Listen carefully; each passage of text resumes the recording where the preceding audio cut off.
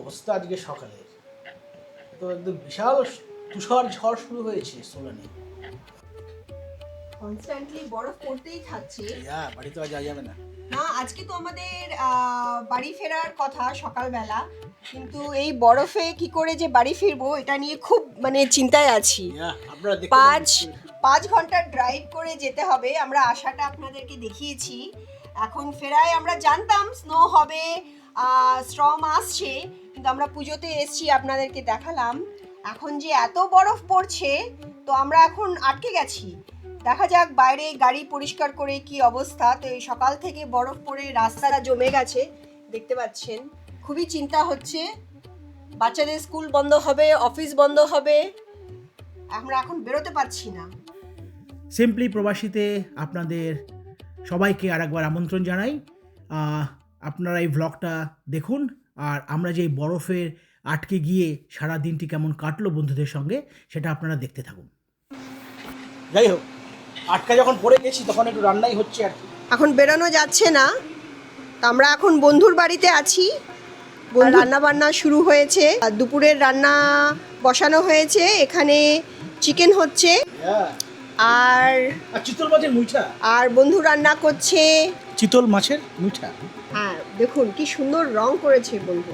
আমাদের পুজোয় যে ট্রাকটা ভাড়া করা হয়েছিল, সেই ট্রাকটা ফেরত দিতে যেতে হবে, এবং সেই ট্রাকটা ফেরত দিতে যেতে হলে তার আগে তো বরফ পরিষ্কার করতে হবে। বরফ পরিষ্কার করে ট্রাক ফেরত দিতে যাবো, রাস্তায় জানি না কী অবস্থা। তো উইল সি কী অবস্থা।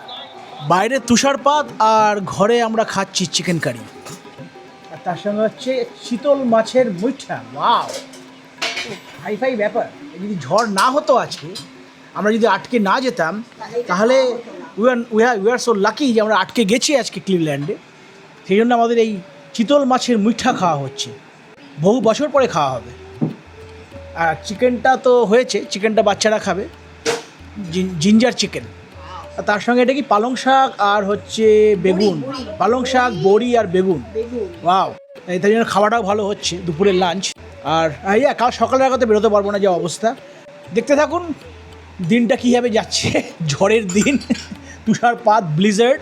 এরপরে গাড়ি পরিষ্কার আছে, খাওয়ার পরে গাড়ি ফেরত দিতে যেতে হবে। পুজোতে যে গাড়ি ভাড়া করা হয়েছিল ট্রাক, সেই গাড়িটা ফেরত দিতে যেতে হবে।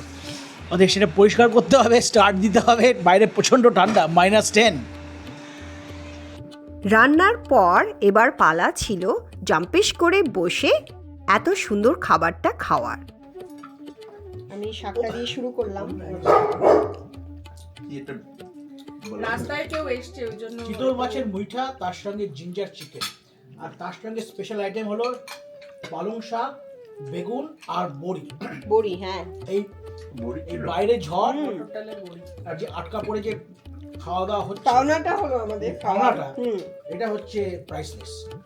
তো ও দারুণ হয়েছে শাকটা, থ্যাংক ইউ, খুব ভালো হয়েছে।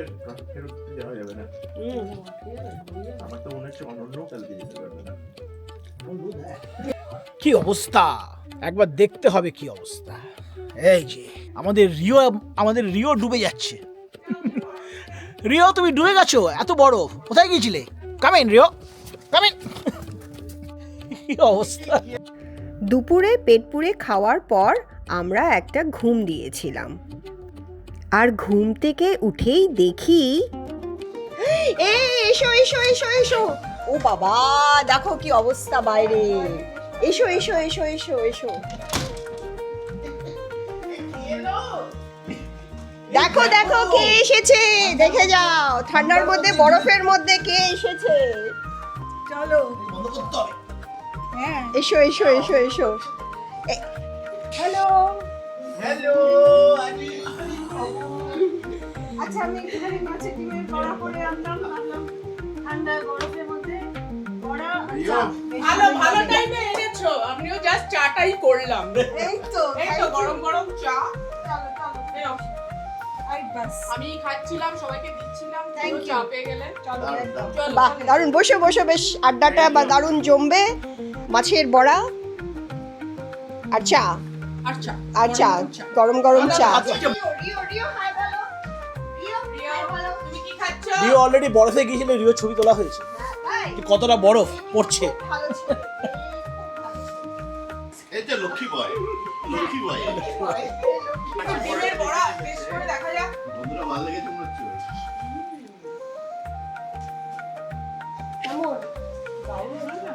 আর কাকুকে দেখে কি সুন্দর কাছে যাচ্ছে।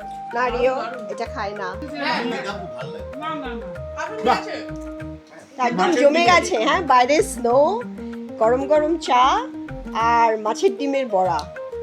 বাইরে যে স্নোটা হচ্ছে সেটা কালকে আমরা টের পাবো যখন ড্রাইভ করব 5 ঘন্টা। বহুদিন বাদে আমার ছুটি আর আমার ছেলেটার ছুটি নেই কাসুন্দি বাড়ি বাংলা ও বাবা, দারুণ দারুণ। খাও। চলো না কাসুন্দি দিয়ে খাওয়া যায়। মাছটা টিঙ্গি একখানে ফ্লেভার দেয়।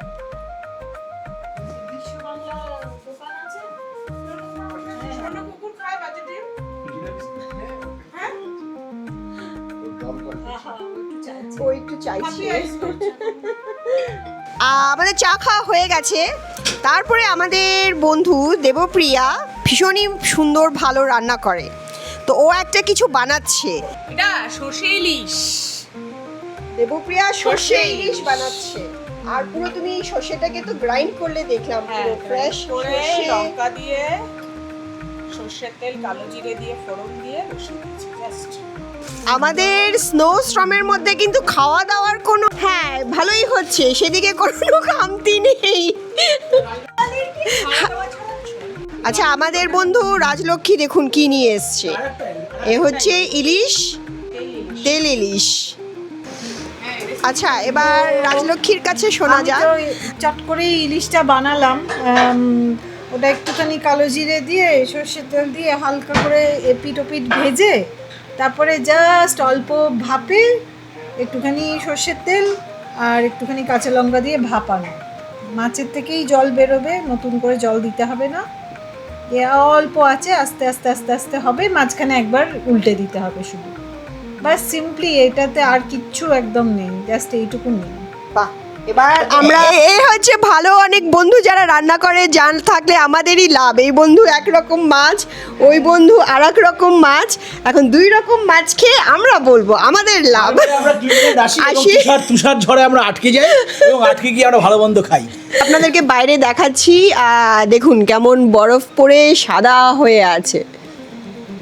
এখন বরফটা একটু বন্ধ হয়েছে, আশা করছি রাতের বেলা সব পরিষ্কার করবে, আমরা সকালবেলা বেরোতে পারবো। তাহলে আলটিমেটলি আমরা খেতে বসলাম। চিকেন আছে খাবে না বলছে তো কত কি আইটেম, সবই ইলিশ মাছ।